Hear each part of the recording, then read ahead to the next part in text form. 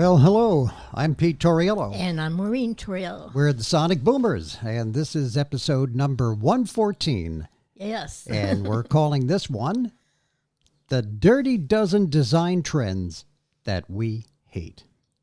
Now, mind you, Pete and I are just design enthusiasts. We have no skin in the game. We are not trained designers by any means, but we do watch a lot of design shows. And we have very definite feelings about design. And there are certain designers whom we follow on YouTube and stuff. So we feel that makes us qualified to at least express an opinion on things. Yeah. And even if it didn't, we would do it anyway. And we want to thank Kevin Fay, who was our guest on the last edition of Sonic Boomers, episode 113. If you haven't seen the episode yet, it's just one notch back on YouTube. Make sure you check it out because Kevin is a record collector. And it was really a lot of fun having him on and talking about his record collection. Absolutely. Please consider subscribing to us on YouTube because our subscription numbers suck. They're better than they were, but they still suck. You guys aren't working hard enough. And we need them to be less sucky. Okay. So please consider subscribing to our humble YouTube show here and click on the notification bell. And this way you get personally notified every time that we put up a new show. And you can also write to us at thesonicboomers@aol.com. Okay. Now, all the business is taken care of. Now our time's up. Yeah. And again, remember, we're doing this for fun. If you have this stuff in your home, don't be coming for us. Yeah.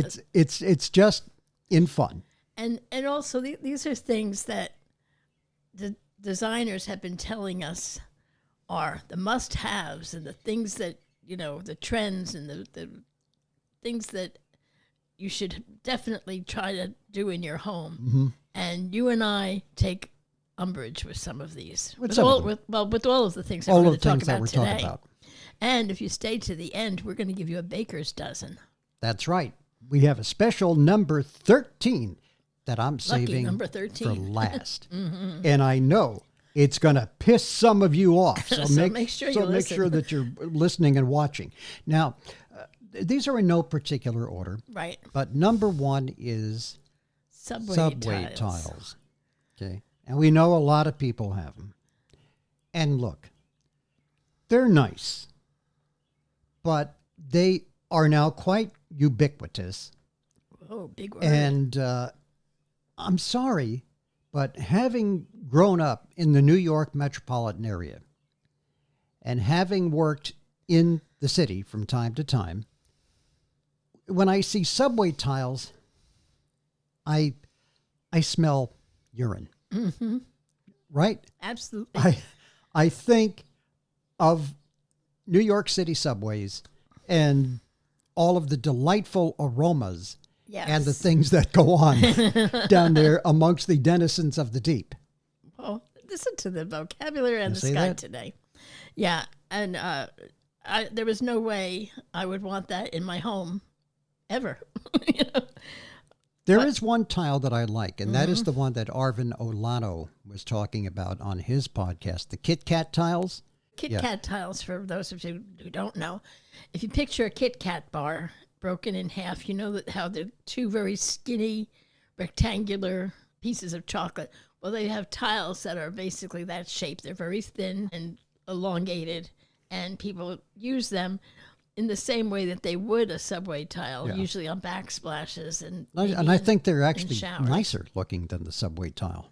Well, mostly because of what the subway tile evokes in our experience and memory. I don't know if everybody would feel that way, but for us, that's a no-no. Number 2. Okay. Now, this is kind of a bugaboo I have, is people using books as design. Now, if you have books in your home, they should be books that you've read, books that you particularly like, books that have some meaning to you. You shouldn't just go out to the store and say, well, gee, I've got this bookshelf to fill, and let me see, my design color in that room is red, so I'm going to find some books with a red cover on it and put it on the shelf and call that decor. There actually are designers who espouse that. Mm-hmm. Of finding the right coloring and the right shades. Right, and putting them up in color order and there are people that do bookshelves in all of the colors of the rainbow, and they actually do a rainbow. Yes. From the reds all the way to the purples. Yeah. All the way across. Mm-hmm. And if you already have the books and those colors happen, arranging them that way, I don't mind. I think it is visually interesting. But to go out and buy a book specifically because you need that color on the shelf, that bothers me. Now, we have a lot of books. If you saw the episode that we did where we did the tour of our home, Yellow House, right, you will notice that in the living room we have two bookshelves, and they are loaded about 50% each with books. Now, that was not a design statement on our part. No, those are books. We needed a place to put Maureen's frequently used books. Yeah, these are reference books that I used when I was working on my master's in liturgy. Yes. I had to throw that in. Maureen has a master's degree in liturgy from Drew University. I am a humble Bachelor of Arts. Okay. So anyway, back to the show. Anyway, these are books that I had to use for my coursework, but I also frequently refer to them because, I do from time to time write articles for different magazines in the independent Catholic movement, and I refer to them. So I like them handy and accessible, and plus it makes me feel good just to look at them and say, I read all that. Yeah. So they are valid books. They're not ones that I just went out to Goodwill and said, oh, let's fill up a bookcase. So, and the other thing is, if you look at a lot of these design shows, there's one book in particular that seems to be a favorite, and it's the Tom Ford book. Tom Ford is a designer. It's $100 book. And it's a big, thick book, and they all like to have it on their coffee table. If you like Tom Ford, if you've read the book, if you refer to the book, well and good. But if you're going out because some designer said this is a good book for your coffee table and you're laying down $100 for this book, I think it's kind of dumb. Or you want to show people that you can afford $100 for if they even know a coffee table book. But one of the designers, was it Garrett? Garrett Lashik was talking about how if you've got this book on your table, you better have read it because Garrett Lashik said that. He's like, if I'm in here and I ask you about that, I figured that you're putting it out on display. It's something you're familiar with. It's a talking point. It's something we can converse on and share. And if you haven't read it, that's going to look really stupid. Our next thing that we hate is the obsession with expensive doorknobs, drawer pulls, light switches. Please stop it. I mean, again, if you choose to do that, that's your business and stuff. But I don't think it is something that the average Joe coming into your house is looking at. Nick Lewis, and now you can see all the designers that we watch and design enthusiasts that we watch. Nick Lewis says it does matter. He did a whole podcast on, but I don't agree on how that matters and how he will judge you. Well, he will, and designers may if you have really crappy doorknobs. But I'm talking about just general people that are coming to your house. Yes. I don't think they're looking at your doorknobs. I'm sorry. I just don't think so. Now, maybe I could even kind of maybe go a little bit on kitchen cabinets having, a more decorative handle on the doors. Yeah. Maybe, but not even that. Yeah. And there you spend maybe a few extra bucks on the pull on the handle. You don't go way overboard. No. Also, another thing that we don't like is open shelving, especially in the kitchen. Now, look, we appreciate a good shelf and we appreciate good cabinets because in the home that we lived in before we came here to Yellow House, we did not have kitchen cabinets. None. And people can't imagine that. People would come into the house and say, "You don't have any cabinets. Where's the cabinets? Where do you put your dishes?" And I would tell them we put them under the bed. No. We had in the back of the kitchen was a huge walk-in pantry. And any dish, any pot, anything, we had room for it in that pantry, plus groceries. But I don't think where you just have these shelves and everything, every plate, everything is visible, every glass. And I don't think most people's stuff is that attractive that you want on the shelf, you know. Now, when they are curating these things on TV or for magazines, of course they're going to pick well-matched dishes and cups and glassware and things that they can put out on the shelf, of course. Nobody wants to see your Flintstones jelly glasses. Right, or your kids' sippy cups, you know.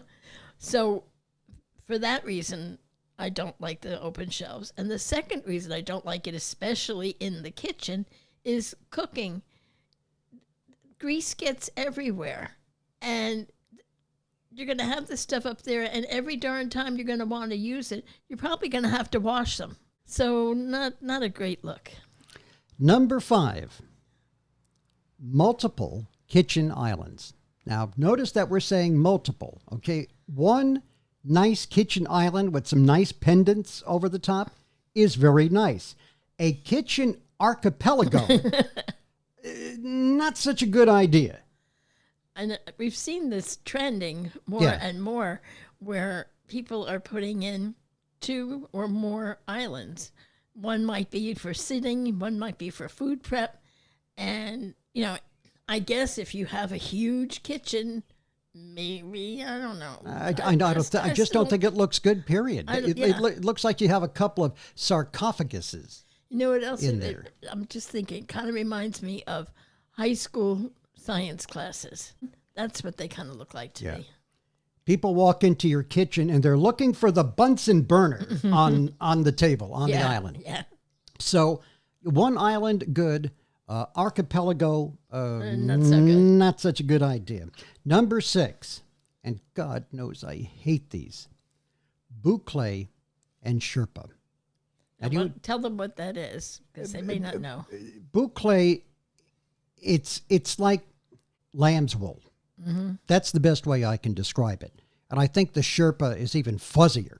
Okay. The Sherpa looks like somebody took the hood of your parka and made a chair out of it, or a couch. And I'm sorry, your living room sofa should not look like it needs a shave. They look good on the internet. They look good in House Beautiful. They look good in Architectural Digest. These are curated and staged. A lot of them are actually shot on a set in a studio. And of course it's going to look good. The boucle and the Sherpa, no. Now, another thing that they push is these, what I would call a messy bed, where you look at the bed and they have, instead of a nicely made, neat bedspread with maybe a few pillows on it or whatever, they have like the covers folded down with a thrown across the bottom, all wrinkly. And it's what I call the already slept in bed. It's what it looks like. It looks like you didn't make the bed. Yeah. And they seem to be obsessed with that look. And the designers will poo-poo and call you out for using something like a bed in the bag. But personally, Pete and I have talked about this on other shows. We don't find fault with them. No, as a matter of fact, we have bed in the bag in the next room, and we love it. Yeah. It is the design that we were looking for, the design aesthetic, as they say. Yes. It was a good price, and I don't have a problem with it. And everything matches. It's nice and neat. Now, they'll tell you don't be matchy-matchy, but these are things that we differ with what the so-called experts are trying to push. We have difference of opinion on. Yeah, and like the bedroom too, you don't need 30 pillows on your bed. No. It's like the guy on the TV commercial with the woman that has yes, yeah. like 20 pillows on her couch, and he says to her, if there's no place to sit, you have too many. And this is true. I'm sorry. If there's nowhere to lie down on your bed, you have too many pillows. And I get it. They, throw pillows, add a little interest to anything. To a couch, to a bed. I go for functionality. Mm-hmm. And at night, if you've got to take 10 minutes to take all the pillows off the bed, and then in the morning when you make the bed, put them all back on, and you're never really using them. It's for nothing more than just appearance's sake. Do you really want them, and do you really need them? Next. Number 8, the over-decorated coffee table. How much stuff do you need on a coffee table? And again, books. People love piling up books on a coffee table. They say that it's a conversation starter, but really, if I'm over somebody's house, I'm not going to start picking up stuff on their table and reading it. I'm there to be with the people that I'm coming to see. And God forbid if you're having coffee or serving drinks, and somebody uses your Tom Ford book as a coaster. Oh, my God. That is an affront to design. To me, it's a lot like the pillows on the bed thing. Yeah. When you've got all this stuff, and now you've got people over, and you want to put out some wine glasses, or you want to have coffee. There's no place to put them until you take all that crap off the table. Yeah. So what's the point, other than to take a quick picture? So, overdressed coffee table. Out. This I know is one that you really don't like. When they purposely distress furniture. Yeah. First of all, I don't like the distressed look in general anyway. Yeah. If I'm going to spend money on something, I want it to be in good shape and I want it to look nice.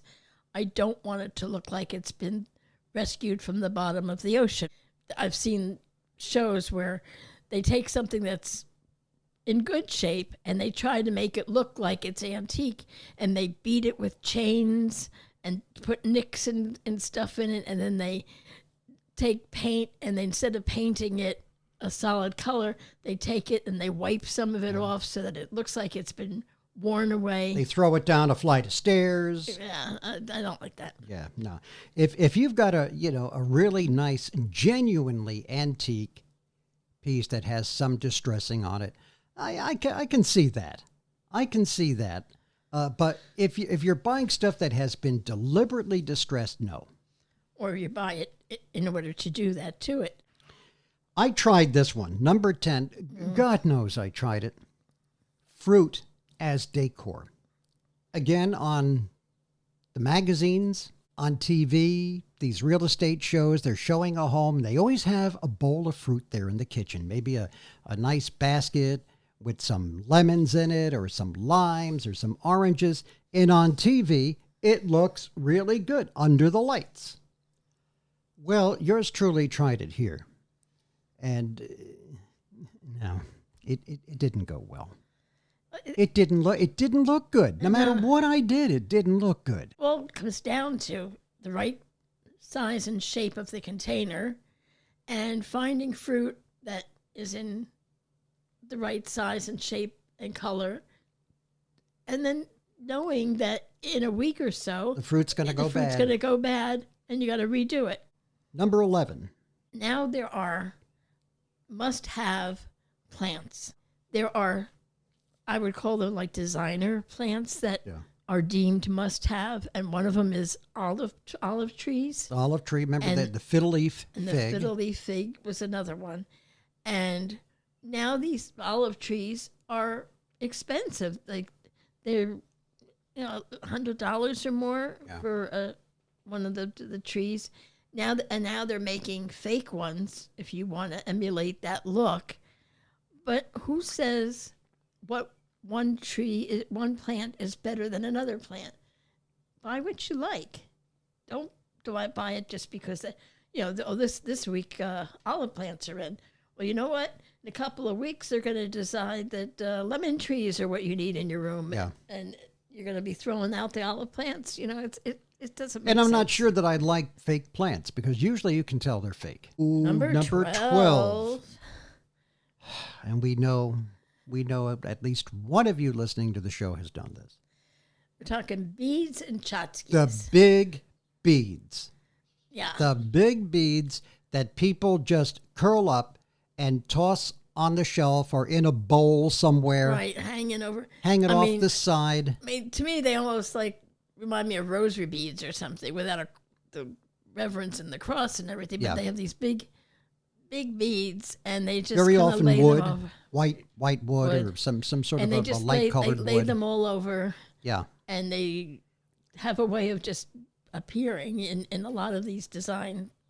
It's shows. become, it is as ubiquitous. I'm getting my money's worth out of that I'm word today. telling you. It is as ubiquitous as the Tom Ford book. And again, tchotchkes. Now, I like a certain amount because I like my home to reflect me. And if you come in and you see things, it's not, I don't want it to be because I just went out and bought it. I want it to be, oh, this was from our trip to Bermuda, or this was given to me as a wedding present, or this was something that a friend of mine who does pottery made this vase. I want there to be a story behind it. I don't want it to just be stuff you can buy. And unfortunately, in a lot of these design shows, the tchotchkes are things that they just went out and bought. Yeah. And yeah, they look nice. They, it makes a visual pleasing, appearance. But I want it to mean something. Number 13. This is the Baker's Dozen. This is the one that I told you to wait for the end of the show for because it's going to piss people off. And again, don't come for me. This is just Don't what shoot I the think. messenger. Nobody gives a damn what I really think. Excessive signage. When people have a big sign in their kitchen and it says, kitchen, it's like, I have never gotten up in the morning. It may come in the future as I age, but I have never gotten up in the morning and walked down the hall and said, damn it, where's the kitchen? I need a sign. Or here's where they get really creative. They have the sign in the kitchen and the sign says, eat. I got it. There's a stove. There's a pantry with food in it. There's a refrigerator. There's a chair and tables. Yeah, I guess we eat here. Do you put a sign up in your bathroom that says crap? Or the bathroom one will say bathroom. Bathroom. Thank you. I was wondering what that thing over there was with the seat that goes up and down. And don't get me wrong. We have a little bit of signage here in our house. It's not excessive, and it doesn't tell you the obvious. We've got one sign that says, friends and family gather here in our kitchen. And we like the sign. And we like it not because it's decorative. It's because it's what we are about. Right. And it was a gift to us from And our it was daughter. a gift from our daughter.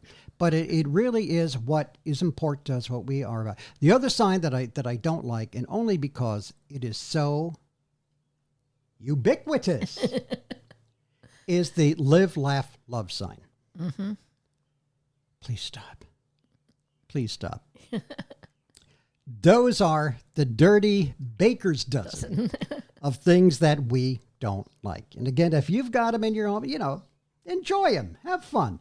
We're just having fun telling you what we don't like. Coming up in the next edition of the Sonic Boomers, we're going to be remembering the 1964-65 World's Fair. In New York. Yeah.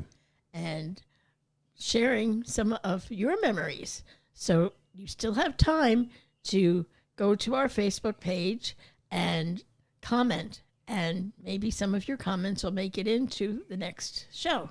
Please remember to subscribe to the Sonic Boomers podcast. Click the notification bell, and you can reach us email at thesonicboomers@aol.com. Perfect. Until next time, I'm Pete Torriello. And I'm Maureen Torriello. Goodbye. Bye.